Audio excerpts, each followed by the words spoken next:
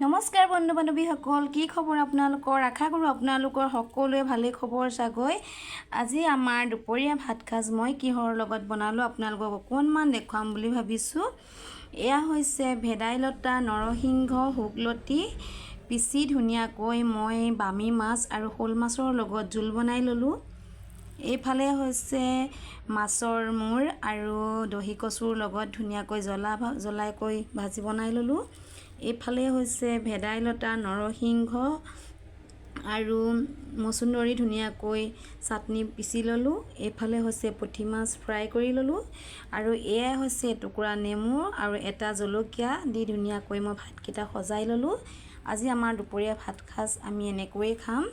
আৰু যদি মোৰ ভিডিঅ'বিলাক চাই আপোনালোকে ভাল পায়, লাইক কমেণ্ট শ্বেয়াৰ কৰিব, লগতে ছাবস্ক্ৰাইব কৰিবলৈ নাপাহৰিব। আজিলৈ আহোঁ, বাই বাই।